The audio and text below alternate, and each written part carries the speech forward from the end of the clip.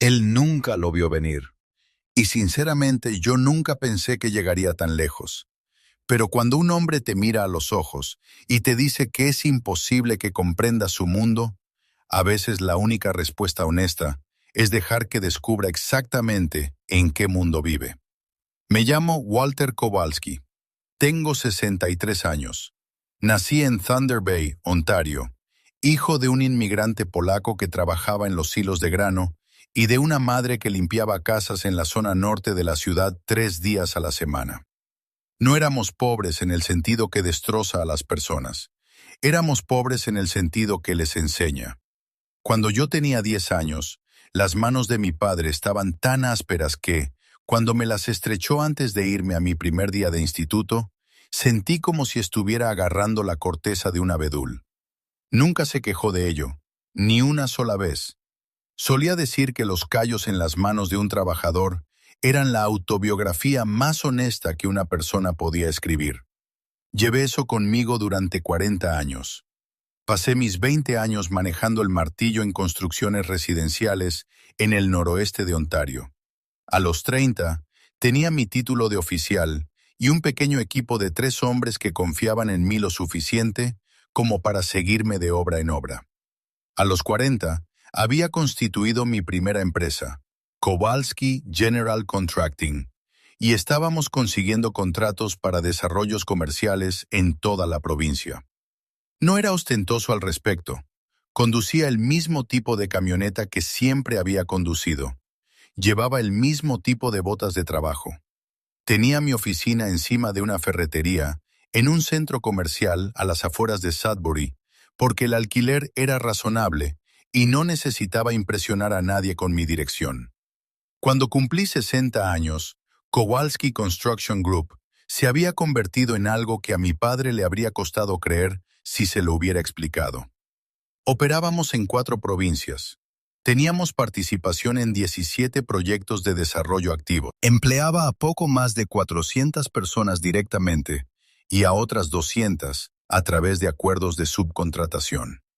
Habíamos completado 3 importantes contratos de infraestructura pública para el gobierno federal y una ampliación de un hospital en el norte de Ontario de la que todavía me siento orgulloso cada vez que paso por delante. Pero seguía conduciendo el mismo tipo de camión y llevaba el mismo tipo de botas. Mi hijo Danny tiene 31 años. Es un buen hombre, tiene la paciencia de su madre y, Dios le ayude, mi terquedad.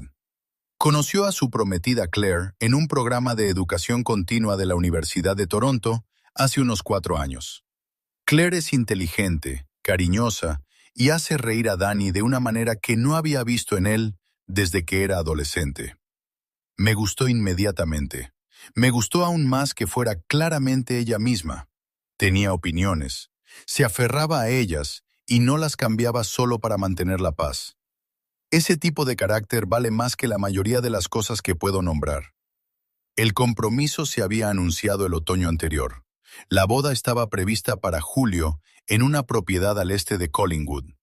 La familia de Claire era de la zona de Oakville, de la vieja aristocracia, de la que no habla demasiado de sí misma, pero se asegura de que acabes notándolo. Su padre se llamaba Reginald Ashworth.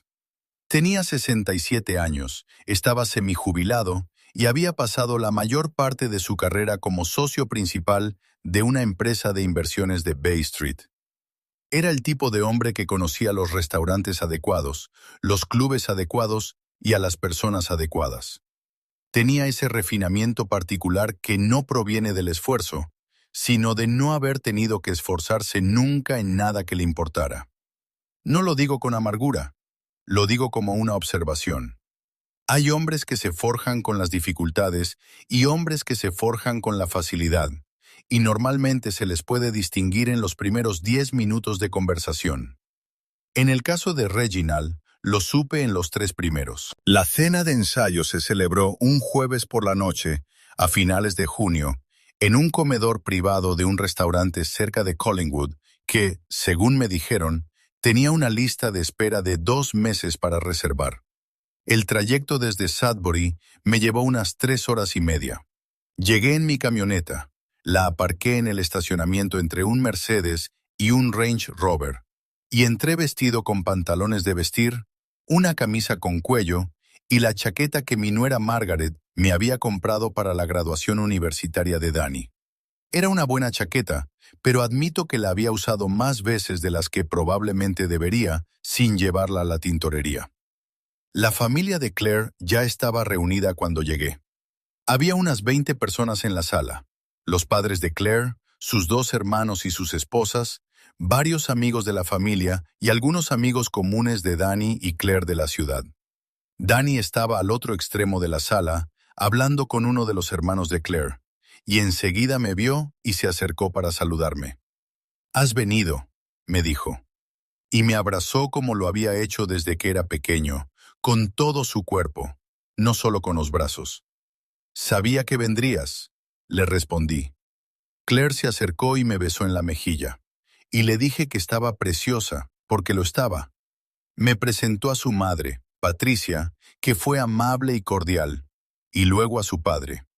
Reginald Ashworth tenía ese tipo de apretón de manos que lo dice todo, lo suficientemente firme como para ser técnicamente aceptable, lo suficientemente breve como para comunicar que el gesto era una formalidad más que un saludo. Me miró con esa expresión particular que he visto en cierto tipo de hombres toda mi vida, ese rápido escaneo de arriba a abajo, ese pequeño reajuste detrás de los ojos cuando deciden en qué categoría te colocan. «Walter», dijo, «me alegro de que hayas venido». «No me lo habría perdido», respondí. «Es un largo camino desde Sudbury», dijo con una pequeña sonrisa que no era del todo una sonrisa. «Es lo que esperaba», respondí. Poco después nos sentamos a cenar. Me sentaron frente a Reginald, con Patricia a su izquierda y uno de los hermanos de Claire, un hombre llamado Sebastian, a su derecha. Danny estaba 3 asientos más allá, absorto en una conversación con el hermano menor de Claire y su esposa. La velada comenzó de forma bastante agradable. La comida era excelente, el vino era bueno. Patricia me preguntó por Sudbury con lo que parecía un interés genuino, y yo le hablé un poco de la ciudad, de los cambios que había visto en 40 años, de cómo la tierra de allí te llega al alma si te dejas llevar. Ella escuchaba con atención. Era buena oyente. Reginald estuvo más callado durante los aperitivos. Contribuyó a la conversación de la mesa de forma mesurada y ocasional. Un comentario aquí, un nombre mencionado allá. Me dio la sensación de que era un hombre acostumbrado a dominar la sala sin parecer que lo intentaba. Fue durante el plato principal cuando las cosas empezaron a cambiar. La conversación había pasado al tema de los planes de la joven pareja después de la boda. Iban a pasar 2 semanas en Portugal. Luego volverían y comenzarían el proceso de búsqueda de una casa en el barrio anexo de Toronto. Reginald hizo un comentario sobre el mercado, sobre cómo las propiedades en ciertas partes de la ciudad se habían complicado, y yo coincidí en que la última década había cambiado significativamente las cosas desde el punto de vista del desarrollo. Me miró con leve curiosidad. «¿Usted sigue el mercado inmobiliario de alguna manera?», le dije. Él sonrió con la misma sonrisa tenue de antes. «Es bastante especializado», dijo, «especialmente el desarrollo comercial. He formado parte de algunos comités de inversión que han estudiado proyectos en ese ámbito. Es un mundo particular, en el que las relaciones y el posicionamiento son muy importantes, y que no siempre es fácil de entender desde fuera». «Imagino que no», dije. Dejé el tema ahí. No añadí nada más. Danny había echado un vistazo desde el otro extremo de la mesa, y pude ver que estaba leyendo el momento con esa agudeza que tenía desde que era niño. Patricia le preguntó a Sebastián algo sobre su trabajo, y la conversación cambió de tema durante unos minutos. Hablé con la mujer que estaba a mi izquierda, una amiga de la familia de Claire llamada Helen, que resultó ser una profesora jubilada de Burlington con un ingenio rápido y opiniones muy firmes sobre el estado de las infraestructuras públicas, lo que me pareció refrescante. Entonces Reginald volvió a dirigirse a mí. «¿A qué te dedicas, Walter?», me preguntó con el aire de alguien que ya se había respondido a sí mismo. «A la construcción», le dije. Asintió lentamente, de esa manera tan particular, que significa que una persona está confirmando una conclusión a la que ya había llegado. Empecé en el sector residencial, le dije, y me expandí con los años. Claro, dijo. Levantó su copa de vino. Es un trabajo sólido y honesto. Los oficios han sido cruciales en todo este crecimiento. Lo digo sinceramente. ¿Dónde estaría la ciudad sin la gente dispuesta a hacer ese tipo de trabajo, verdad? Le dije que estaba de acuerdo con él. Danny mencionó su empresa. Dijo, Kowalski algo. El grupo de construcción Kowalski. Lo dije, ¿verdad? Dejó su vaso sobre la mesa. Está muy orgulloso de ti. Eso está claro. Lo dijo como se elogia el dibujo de un niño. Debe de ser una sensación agradable construir algo así. Una operación local. Me mantiene ocupado, dije. Se recostó ligeramente en su silla. ¿Sabes cuál es el futuro de CLA? Lo que le espera con Danny es algo que Patricia y yo nos tomamos muy en serio. Estoy seguro de que lo entiendes. El mundo en el que se ha criado, el tipo de vida al que está acostumbrada, los círculos en los que se mueve, todo eso requiere una base determinada. No todo el mundo aprecia lo que eso significa. Hizo una pausa. No pretendo ofender.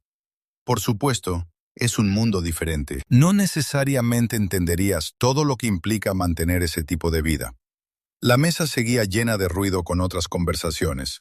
Solo Patricia, Sebastian y Helen estaban lo suficientemente cerca como para haberlo oído claramente. Patricia bajó la vista hacia su plato. Sebastian miró a su padre con una expresión que no pude descifrar del todo. Dejé el tenedor sobre la mesa. Miré a Reginald Ashworth al otro lado de la mesa y dejé que el silencio se prolongara por un momento. No lo suficiente como para ser grosero, lo suficiente como para ser deliberado. Puede que tengas razón, dije. No estoy seguro de entender completamente ese mundo, asintió, satisfecho. Sin embargo, entiendo algunas cosas. Continué, manteniendo mi voz tranquila, conversacional. Entiendo lo que significa construir algo desde una obra en el noroeste de Ontario con 3 hombres y una pala cargadora usada. Entiendo bastante bien los procesos de contratación pública federal. Hemos completado 3 contratos de infraestructura para el gobierno en los últimos 12 años. Entiendo los convenios colectivos de 4 provincias porque empleamos a algo más de 400 personas directamente, y mantenerlas trabajando y cuidadas es la parte que más me importa. Agarré mi vaso de agua. Entiendo el desarrollo comercial lo suficientemente bien como para que actualmente tengamos participación en 17 proyectos activos. Uno de ellos, da la casualidad, es un desarrollo de uso mixto en el extremo este de Oakville. Creo que la revisión del Comité de Inversiones para la financiación principal pasó por el escritorio de alguien en Meridian Capital hace unos 8 meses. La expresión de Reginald había cambiado. La mirada de satisfacción había desaparecido. En su lugar había algo que parecía un cuidadoso recálculo. Conocía Meridian Capital porque era una de las 3 empresas de inversión que habían presentado cartas de intención para cofinanciar nuestro proyecto de Oakville. Se trataba del mayor proyecto urbanístico que Kowalski Construction Group había emprendido jamás, con un valor previsto tras su finalización que habría resultado incómodo mencionar en una conversación educada durante una cena. El socio principal de Meridian, que se había puesto en contacto con nosotros personalmente para expresar su interés, era un hombre llamado Gerald Ashworth, el hermano menor de Reginald. No lo había mencionado antes de la cena. Si soy sincero, no tenía intención de mencionarlo en absoluto. Había acudido a esta cena como padre de Danny, no como director de un grupo constructor. No tenía ningún interés en hacer una entrada triunfal ni en establecer una posición. Estaba allí porque mi hijo se casaba con una mujer que me gustaba de verdad y quería estar presente. Pero hay momentos en los que un hombre no te deja otra opción digna que decirle la verdad sobre cuál es tu posición. Sebastián me miraba con una expresión que había pasado de ser indescifrable a algo muy parecido a la diversión. Patricia levantó la vista de su plato. Reginald carraspeó. Gerald mencionó que había empezado y luego se detuvo. Mencionó el proyecto de Oakville, el grupo Kowalski. Buen proyecto, dije.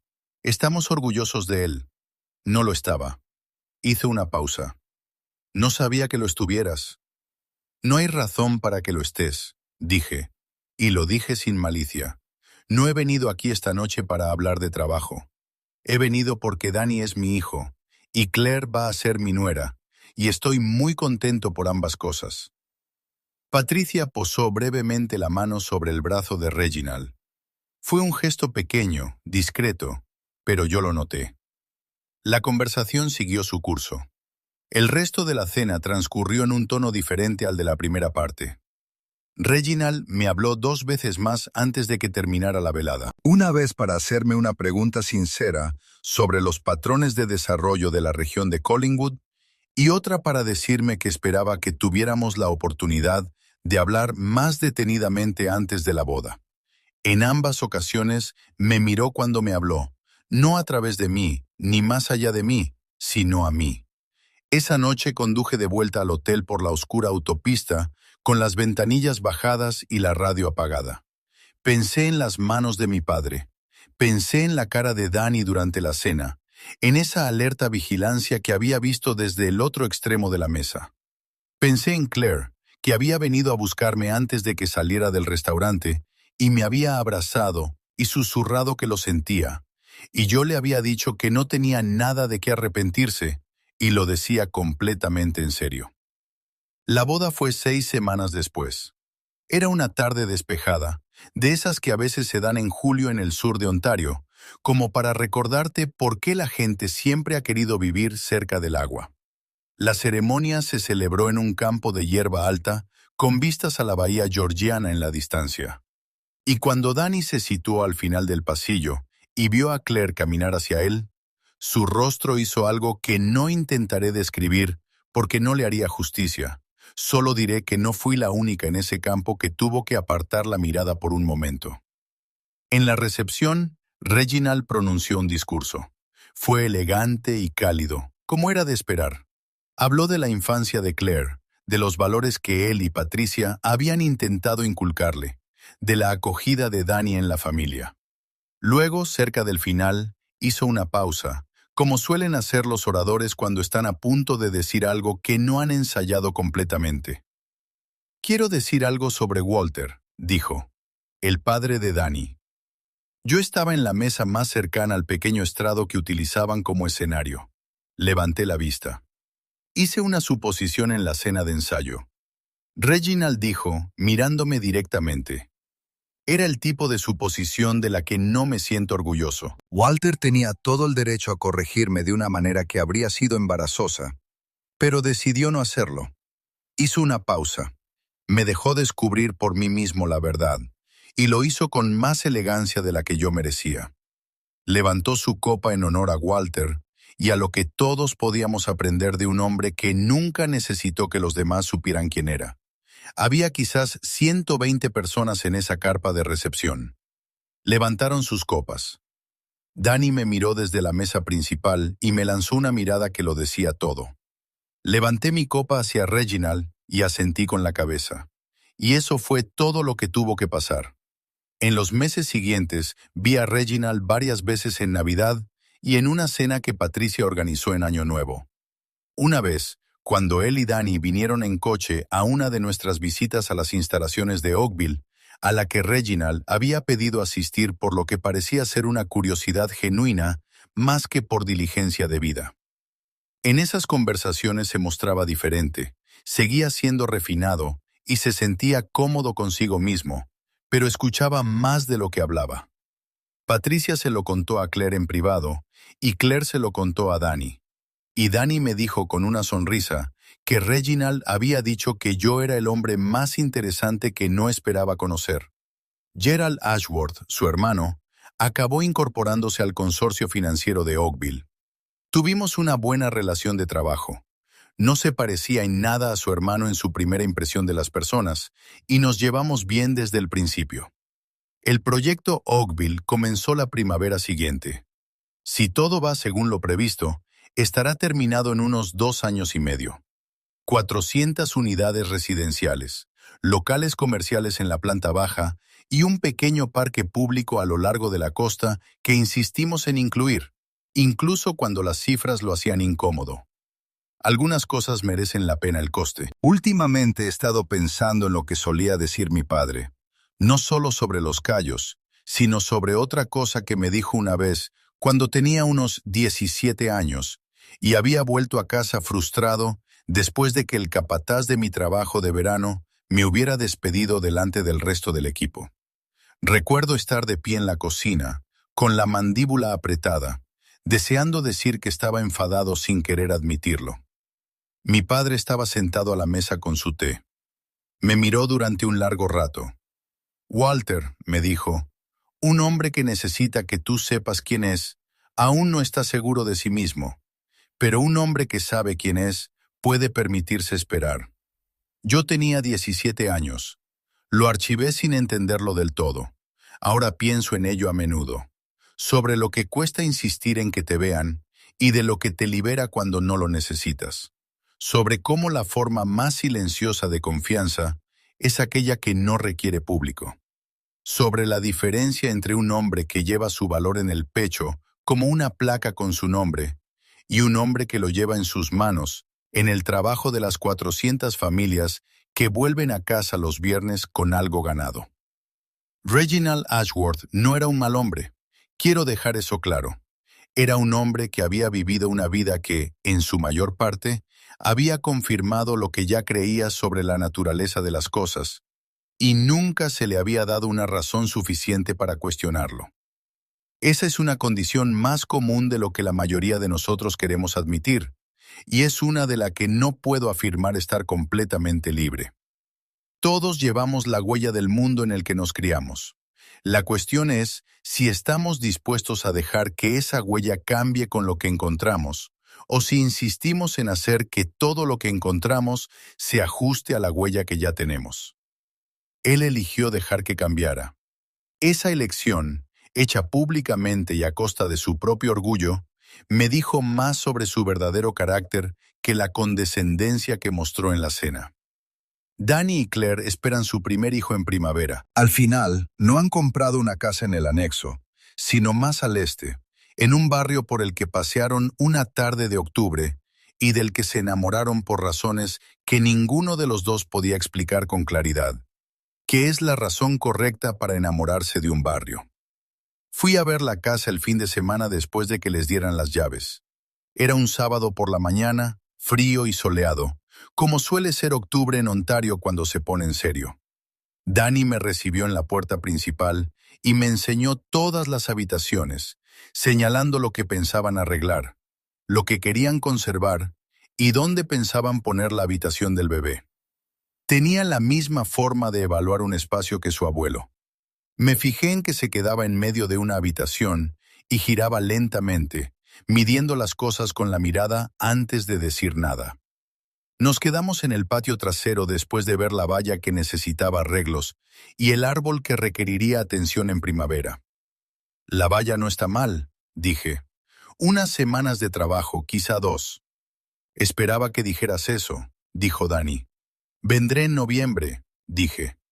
Pues hazlo bien, asintió con la cabeza. Luego se quedó callado un momento, como cuando tiene algo en mente y está decidiendo si decirlo en la cena de ensayo, dijo finalmente. Lo vi. Lo que te dijo, sé que lo viste. Quería decir algo. También lo sé. Me miró. ¿Por qué no lo hiciste entonces? Podrías haberlo hecho. Pensé en ello, en las 100 formas en que podría haber respondido a Reginald Ashworth al otro lado de la mesa, y decidí no hacerlo. Porque no se trataba de ganar la velada, dije, y porque Claire quiere a su padre, y porque a veces lo más poderoso que se puede decir es no decir nada hasta el momento en que decir algo realmente importa. Danny se quedó callado un rato. Abuelo, dijo, no como una pregunta, solo la palabra. Tu abuelo, le dije. Nos quedamos allí, en el patio trasero de su nueva casa, hasta que el frío se hizo intenso.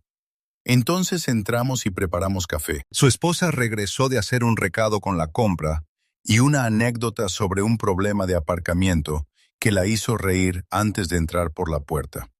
Y la tarde se convirtió en lo que se convierte en las buenas tardes cuando dejas de intentar convertirlas en algo. Más tarde, conduciendo de vuelta hacia el norte por la 400, la autopista que se abre más allá de Barry, en el largo y tranquilo tramo que siempre me parece que la provincia respira por fin, me encontré pensando en lo que se transmite y lo que se pierde, en las cosas que un padre le da a un hijo y que no tienen nombre. No es dinero, ni consejos, ni siquiera un ejemplo exactamente, sino algo más parecido a una atmósfera. La forma en que una persona se mueve a través de las dificultades. La forma en que se comportan cuando están siendo evaluados y lo saben. La forma en que deciden en la tranquilidad de su interior lo que van a hacer. Mi padre me dio eso. No en un discurso, ni en una lección. Después de 40 años viéndole coger su fiambrera y marcharse, espero haberle transmitido algo de eso a Dani. Espero que él transmita algo de eso al niño que está por llegar. Espero que ese niño crezca sabiendo que las cosas más valiosas que una persona lleva consigo rara vez se ven por fuera. Que el mundo juzga rápidamente y a menudo de forma errónea. Y que la respuesta correcta a ser subestimado no es la ira ni el rendimiento, sino la paciencia. La paciencia profunda y constante de una persona que ya conoce la verdad sobre sí misma y se conforma con dejar que salga a la luz en su momento. Esa es una lección que ningún discurso puede enseñarte. Ninguna membresía de club, ninguna cartera de inversiones, ningún restaurante con 2 meses de espera para conseguir mesa. Viene de algún lugar más antiguo que todo eso. Viene de las manos de un padre, ásperas como la corteza de abedul, que sostienen las tuyas el primer día de algo nuevo.